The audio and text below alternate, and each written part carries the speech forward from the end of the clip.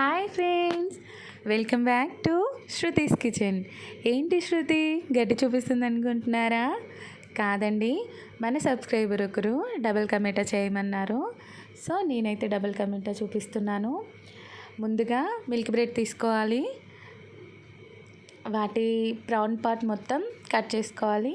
మీకు ఏ షేప్ నచ్చితే ఆ షేప్లో కట్ చేసుకోండి.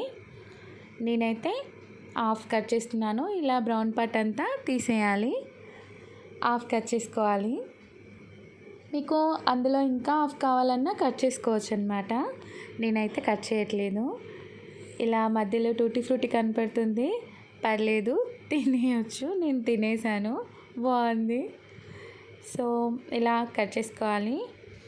మనకు ఇంకా ఇందులోకి జీడిపప్పు, కిస్మిస్, what ever you want add చేసుకోవచ్చు. నేను బాదం అండ్ జీడిపప్పు అండ్ ఇలాచీ పౌడర్ కూడా. సో పాలు కోవా కోసం ప్రిపేర్ చేస్తున్నాను. అండ్ డబుల్ కమేటా అంటేనే ఎక్కువ ఆయిల్ అండి. సో ఆయిల్ కాకుండా ఇలా షాలో ఫ్రై కూడా చేసుకోవచ్చు. నేను డీప్ ఫ్రై కూడా చూపిస్తాను అండ్ ఇలా షాలో ఫ్రై కూడా చూపిస్తున్నాను. ఇలా దోశ ప్యాన్ మీద కొంచెం ఆయిల్ వేసేసి బోత్ సైడ్స్ గోల్డెన్ బ్రౌన్ వచ్చేంత వరకు కలుపుకోవాలి, అదే తిప్పుకోవాలి. ఇలా మీద కొంచెం ఆయిల్ వేసేసి కాల్చుకోవాలి. చూసారా, ఇలా గోల్డెన్ బ్రౌన్ రావాలి. డీప్ ఫ్రైకి ఆయిల్ వేసేసుకొని డీప్ ఫ్రై చేసుకోవాలి. డీప్ ఫ్రై ఎందుకు చేస్తారంటే మనము పాకంలో వేసిన తర్వాత బ్రెడ్ అనేది ఏ పీస్ కా పీస్ రావడానికి, అందుకే డీప్ ఫ్రై చేస్తారు. సో ఇలా మనం గోల్డెన్ బ్రౌన్కి వచ్చేంత వరకు తిప్పుకోవాలి, తిప్పుకుంటూ కలుపుకోవాలన్నమాట. ఈ కలర్లోకి వస్తే అది కరెక్ట్ కలర్ అనమాట. సో ఇలా ఎక్సెస్ ఆయిల్ అంతా మనం ఒత్తేసుకోవాలి. నేను మిల్క్ ఇలా దగ్గర పడిపోయింది, కొంచెం షుగర్ యాడ్ చేశాను. మీకు ఇంకా థిక్గా కావాలన్నా ఉంచుకోవచ్చు. నేను ఇలా లిక్విడ్ స్టేజ్లోనే ఆపేస్తున్నాను. ఇంకో ప్యాన్లో నెయ్యి వేసుకొని జీడిపప్పు, బాదం పప్పు వేయించుకోవాలండి.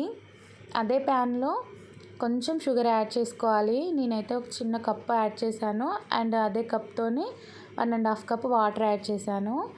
మరీ ఎక్కువ తీపి కావాలనుకుంటే మీరు ఎక్కువ షుగర్ యాడ్ చేసేసుకోవచ్చు. ఇది ప్యాన్ మీద ఫ్రై చేసింది, అదేమో డీప్ ఫ్రై చేసింది అనమాట. ఇలా షుగర్ సిరప్ అనేది మరుగుతుంది. మరి తీగపాకం అవసరం లేదండి. మీకు కావాలనుకుంటే ఎక్కువ తీపి కావాలనుకుంటే తీగపాకం వచ్చేంత వరకు వెయిట్ చేయండి. నేను ఇలా జిగురు వచ్చేంత వరకు మాత్రమే ఉంచుతున్నాను. సో మనం తీసుకున్న షుగర్కి ఈ సిరప్ అనేది సరిపోతుంది ఈ బ్రెడ్కి. ఇలా షుగర్ సిరప్లో ఈ బ్రెడ్ అనేది ముంచేలాగా కలపండి. మరీ ఎక్కువగా కలిపితే ఇది బ్రెడ్ హల్వా అయిపోతుంది. సేమ్ టేస్ట్ వస్తుంది, కాకపోతే డబల్ కమేటా ఇండివిజువల్గా ఉంటుంది. బ్రెడ్ హల్వా అనేది కలిసిపోతుంది అన్నమాట పేస్ట్లా. ఇలాచీ పౌడర్ అండ్ జీడిపప్పు యాడ్ చేసుకోవాలి. అండ్ మనం మిల్క్ కోవా కూడా యాడ్ చేసుకోవాలి. జస్ట్ ట్విస్ట్ చేయండి.